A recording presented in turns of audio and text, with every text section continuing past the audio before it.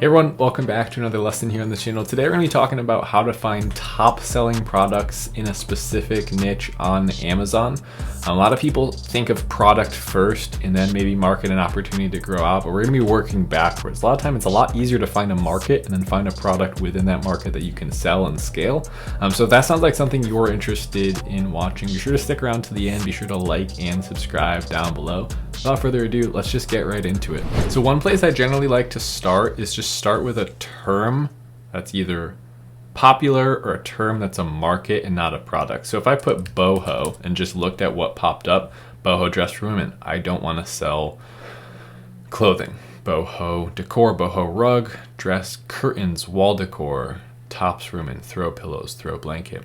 So there are a couple that stick out to me. I'm wondering if they stick out to you as well. Wall decor and decor, they're broad and they're markets, they're not products. A rug is a product, a curtain is a product, a shower curtain is a product, a throw pillow is a product. Boho wall decor is not a product, it is a market. And now what you might find is you might find hundreds of products that have thousands of reviews. But what you also might find is two products that happen to have 50 reviews that sell thousands of dollars worth of their product every single month, and it leads you to a new product. So what we're really talking about today is a product research technique that not a lot of people do. A lot of people are going to start from a tool, start from an idea, start from a criteria, going old school and just putting in a market and then digging through that market for a potential product could lead you to $10,000 per month products easily. So when I come up here and I search boho wall decor, I don't need to really look through this market with my eyes. What else would you look with? I don't know. What I mean by that is I need to look through this and sort it from a data standpoint. So what I'll do is I'll open up X-Ray by Helium 10. And the way that I have my X-Ray sorted, in fact, if we just turn off dimensions, it's extremely easy to just see because we just compare revenue to reviews right away. Now that seems kind of like a superficial way to sort information on Amazon because there's more than just revenue review. That's kind of like old school. It's like just looking at revenue review, but it is a great indicator. If there's a new listing with small amount of reviews doing well, that's always going to be a good thing. You could really never put that in a bad light. So when I see 58 review count, 5,000, 18 review count, 5,000, 94 reviews, 1,200, that's not too much, 92 reviews, 10,000. Okay, 10 reviews, 4,000. So we're starting to get a really good look at a very specific kind of information that we're looking for. So 35 reviews, 4,000. Like, what is that product, right? It's like sun ray prints. So then what we can do is we can literally go sun ray art prints. Okay, very specific. And then just look how many there are. How many of these have something to do with the sun shining rays? Again, now we re-pull up X-Ray and we see if this variation of a smaller market that we found from the bigger market is actually selling well consistently. So we see, excuse me, we see that main one doing 35 reviews, 4,300. And down here we have 122 reviews for almost 5,000. 300 reviews, 5,000, 4,000. It's the sun and the moon. 3 reviews doing 4,000. So they've combined a couple different things, right? That's very smart. They went and they did the sun shining, but then they probably also looked at the most popular other boho art designs and put them in a 4-pack. Those of you out here who are watching, I usually don't like art designs, but in this case I might be open to it, where it's a very specific, like they're giving you what the art should be. If this was just called boho art, I wouldn't want to do it. But because it's sun ray art prints, in this case, there's not too much search volume for that specifically. But we could take all the ones that have sun rays in them, for instance, this one, and this one here, and then just do a run a keyword search. Cerebro is such an important tool to have, and we're really not getting off topic here. This is still part of finding a top selling product in a specific niche that could potentially be doing thousands of dollars per month. An important part of doing that is just knowing what your customer, knowing your customer research side of things. Like, is there enough customers looking for this thing? Or is this kind of just a fluke and I'm gonna have to rank for something that's really competitive? So knowing what you have to rank for is important. So I'll just come down here, show phrases that contain sun, and we'll filter that. Then we'll go ahead and sort by search volume. Really super easy. 2000 sun and moon decor, sun and moon wall decor, rising sun, sun wall decor, sunroom, sun tapestry. So any one of these actually could be used to try and get ranked for, and a lot of them only have 100 reviews or so. So sun wall art is a really specific one, sun art decor. Yeah, so there's plenty of different search terms with hundreds of reviews or thousands of reviews having to do with the sun in some form of wall art. So that lets me know right away that we're onto something. This generally, I don't care about this, but it does go to show you that 8 out of the top 10 products have under 150 reviews. That's pretty good. And then a lot of the ones that it's saying, like, so for instance, this isn't relevant, right? That's not relevant. That's not relevant. So this is actually a pretty good example, right? So I'm glad we stumbled across this. We didn't look up the perfect search terms, so we'd want to go take one of these and look that up instead. So maybe if we did, let's do sun wall decor. See, a lot of these are actually just metal carvings. So there's not a ton of like the images here. There's one image there. Maybe that's a little bit competitive, trying to get ranked for. I do see several listings with thousands of reviews.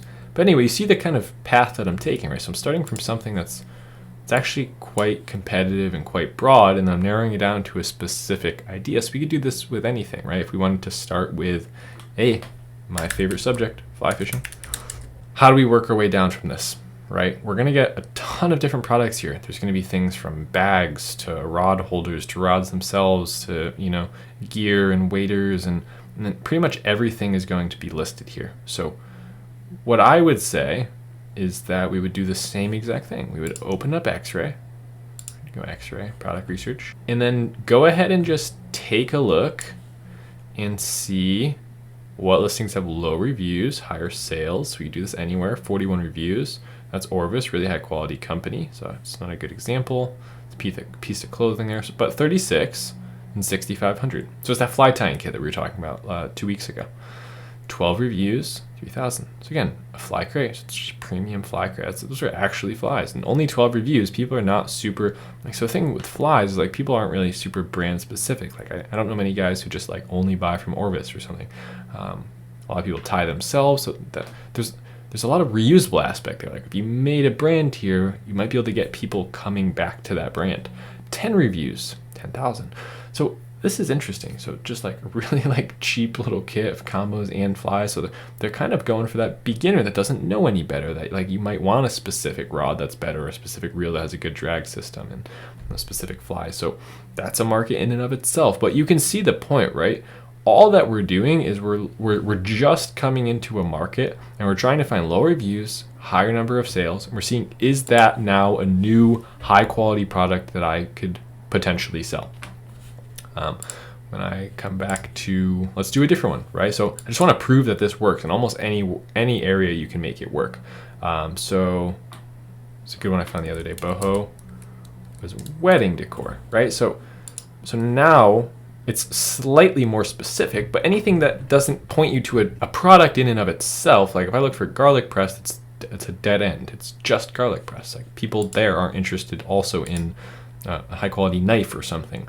But if you did kitchen accessories or kitchen utensils, then a knife and a garlic press would be acceptable, and we could look through a big list of data. So the cool thing about a market like this is 8 reviews, 3,000.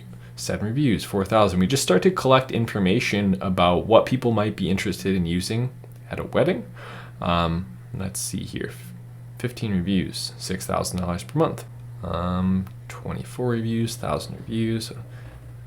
7,169 reviews, artificial stuff. Again, we just keep looking through and just keep finding different ideas. So I know this isn't as satisfying as like plugging in a specific piece of criteria to a tool, but I found some of my best products by doing it this way because of the fact that it takes a little bit more work.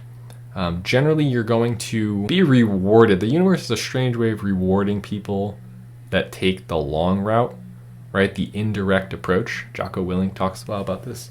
His book's right there. Discipline equals freedom. The indirect approach, right? Like planting seeds, going the long way around, because the direct approach might usually get you, he's a Navy SEAL, direct approach might get you killed.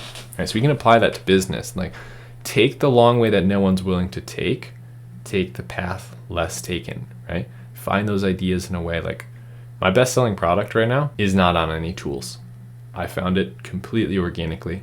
And that's my best selling product. So if that says anything about it, maybe that gets you a little bit more inspired, right? Like There's not too much to say here. You got to kind of just do what I'm doing, right? Type stuff in. It doesn't make for great content, right? This isn't exciting stuff and the best new strategy, right? This is kind of just like how to find a top selling product in a niche. It's exactly what I called it, okay?